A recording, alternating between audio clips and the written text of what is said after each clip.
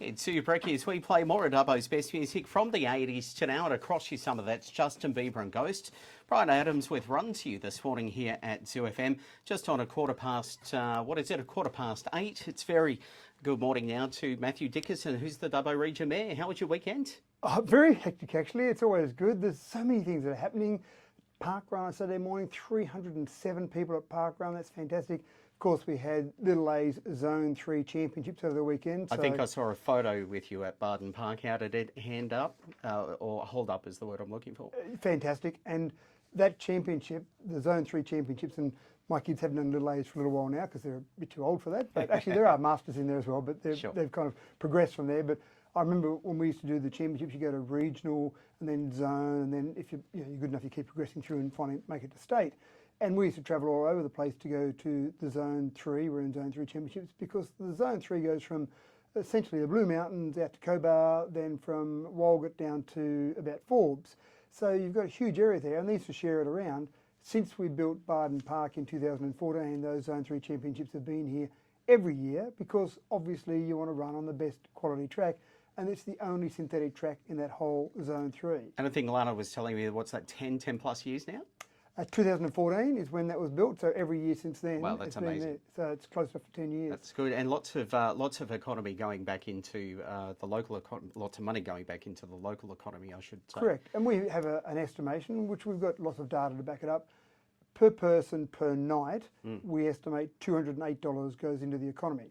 So you multiply that out when you've got all these parents and kids, or obviously the kids come and compete, the parents come with them, multiply that out by usually 3 nights they'd stay here for. It's easy for an event like that to be $500,000, $750,000 straight into the economy from those people staying there. So that's one thing that we as a community seem to do really well on those events of that size constantly throughout the year. And let's just mention something you said to me off air, which I thought was quite interesting about one of the You're worrying shows. me now. I say lots of things to you off air. You do say lots of things off air, but about the Umbilical Brothers coming and using the regional theatre to have their shows. Now, tell us that story, just what was said to you.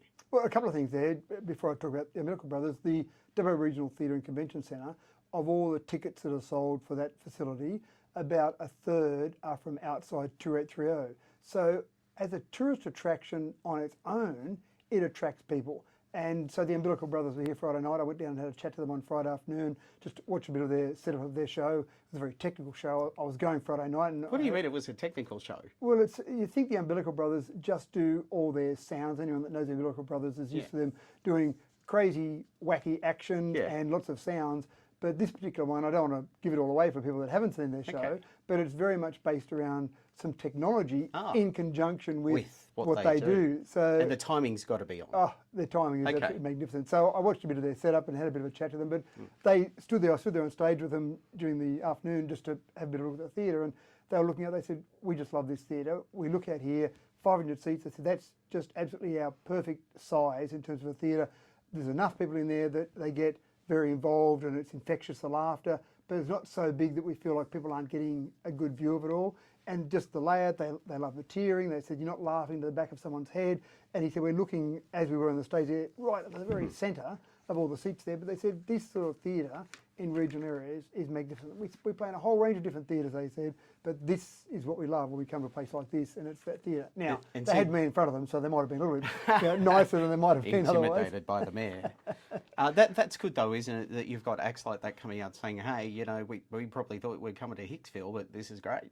Yeah, and they've been to Dubbo before. I did talk to them, I think it was about 2019, I'd seen them there before, so they were already familiar with it.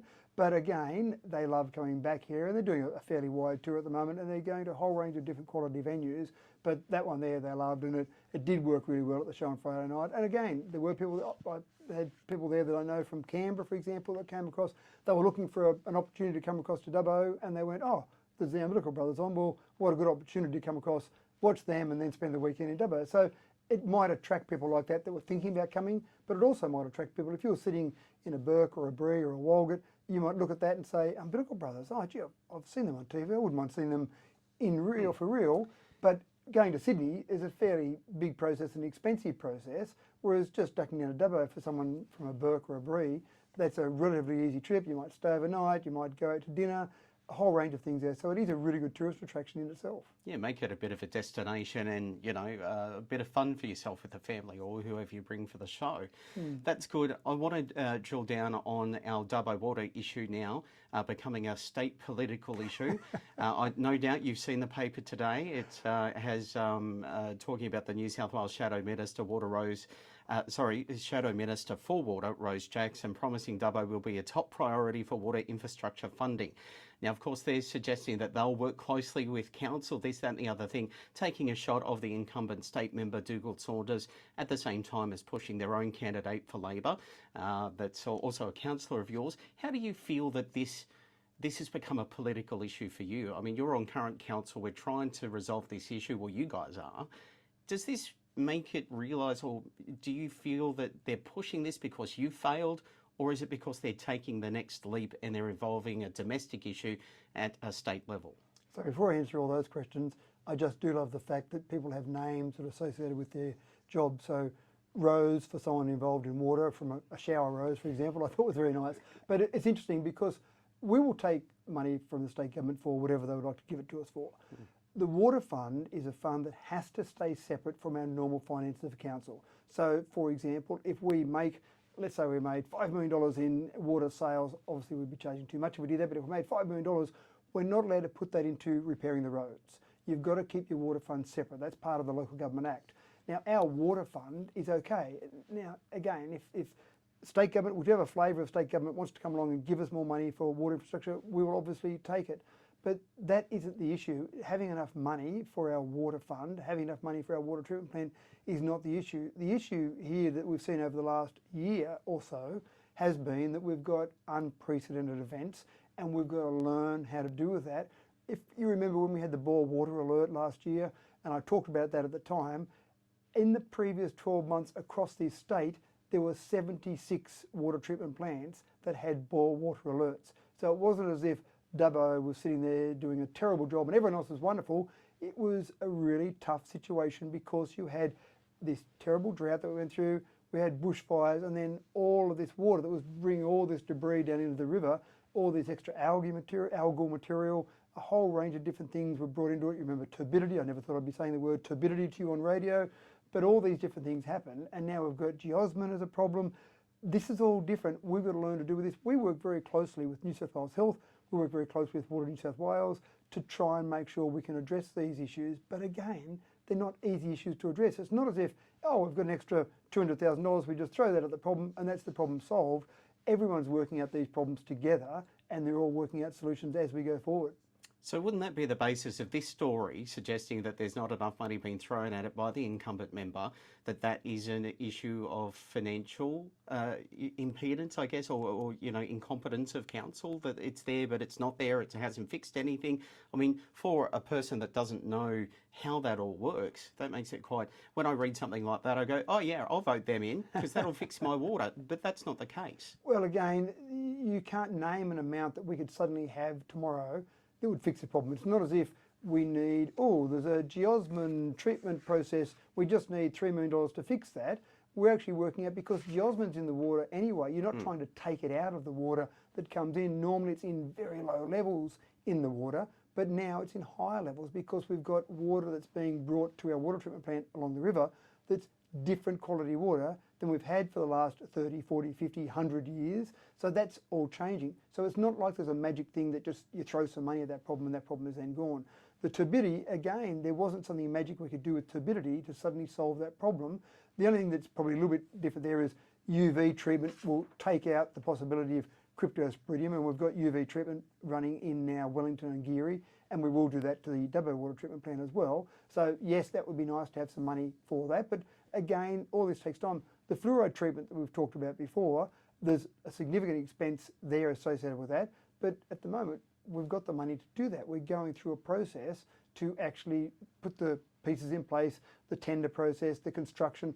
All of these things take time, and this is, well, the fluoride's probably a different problem, but the other things that are happening, turbidity, the geosmin, they're all different problems that are happening.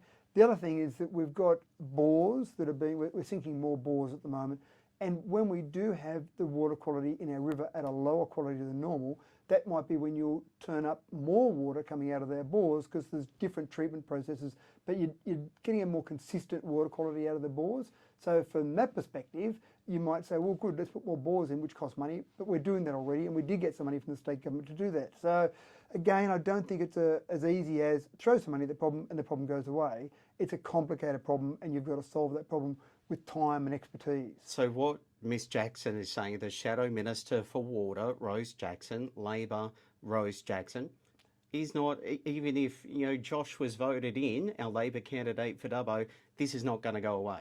Well, it will go away, but it'll go away with time, it'll go away with expertise. But not because we voted a Labor person in. Well, I'm trying to stay right away trying from, not to back you into a corner. All right. Well, I'm trying to stay away from saying who you should vote for, because obviously that's not my job. Is council incompetent with our Dubbo water then? Oh, incompetent is way too strong a word. No. Okay. No. Is council not getting the job done quick enough? It would be nice to have perfect quality. No. That's right. No, it'd be nice to have perfect quality water coming out of our taps every single day, but it's a complicated process. We have staff working on the issue. We're working with the state government in terms of their experts on the issue as well. The water is safe, and I can't stress that enough. The bore water alert was a safety precaution, and if you remember, the turbidity level used to be 1, but we changed it, council changed it back several years ago to say let's have a new standard of 0.5. Most water treatment plants across the state didn't go to that. They were still at a turbidity level of 1. Our turbidity got as high as 0.6. So a couple of years ago, that would have been acceptable. So the water, and again, the bore water alert was an extreme caution as recommended by New South Wales Health. The water that we're drinking now is safe. I can't stress that enough. So the water is safe, the water is okay to drink. Sometimes it'll have a funny smell or a funny taste to it, but it's safe to drink. And that's the crucial thing. That's the number one thing we've got to get right, is get the water safe. Then the taste and the flavour, that sort of thing, we're still working on that. But I think it's a very, very extreme stretch to say water treatment is, or the staff and our processes are incompetent. That means that we're not giving you safe drinking water. We are giving you safe drinking water. We can do it better, there's no doubt about that, and we will do it better with time, with expertise. Yes, if someone gives us more money to do that, we're not going to say no to that. That's fantastic. But at the moment, money isn't the number one issue. And clearly not the first time that someone has made it a political issue.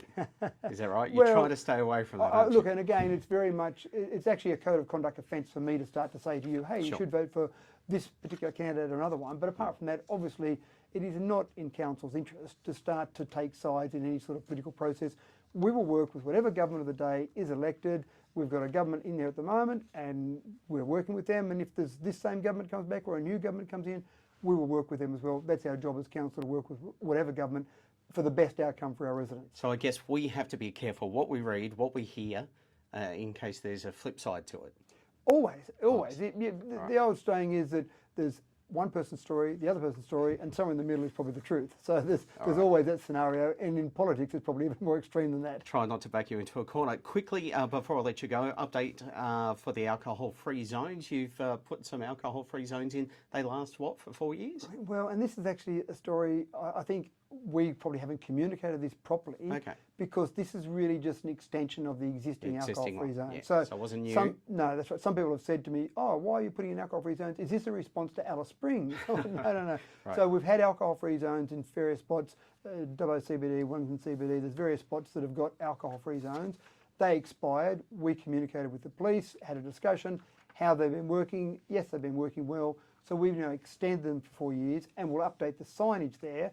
But it's not anything new. It's just really a renewal of that. So my apologies for that. I think we could have communicated that to the community better. It did go through a council meeting. There was a brief discussion about it at council, but really is just what's in place now is continuing on. All right, and just really short, Sandy Beach, the rectification works. The sand was being moved to try and fix. You've had to put the sand back. Was that the wrong move?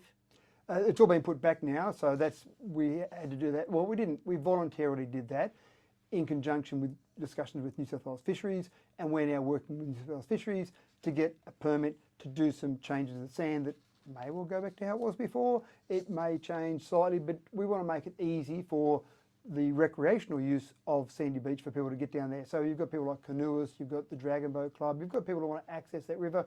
You've got older people. I mean, I see a lot of people out on Truckarriley, out walking around, and they want to go down to the water's edge sometimes. They've got dogs with them, for example, and it's a bit steep down there to do that at the moment as you walk across the sand as you go down towards the actual river. It's a bit hard to get something down there like a canoe or a dragon boat. It's a bit hard if you're a bit older or maybe not that mobile. So we want to make it safer for our residents. We'll work with New South Wales Fisheries to do that. As a layman, was that a slap on the wrist to council? It's one of those things that we believe we're doing the right thing. We've got emergency powers to make things safe. In our estimation, we were making it safe. In New South Wales Fisheries, we were affecting waterland, and we were therefore doing dredging by their definition of dredging, not by normal person's definition of dredging.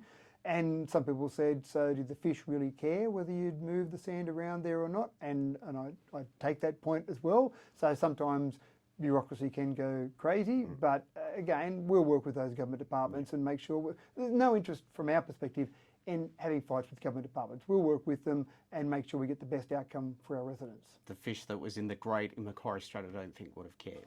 That's what some people have said to me. Matt, Just one before I go, our first meeting back for the year, our first council meeting back for the year. This week we're in Wellington, so we do have meetings in Wellington on a regular basis. So this Thursday night in Wellington, of course, you can connect online as well, wherever you might be, and watch the meeting. But for Wellington residents, I know some people like to go like it used to be. We used to have a packed gallery in the old days before we had streaming.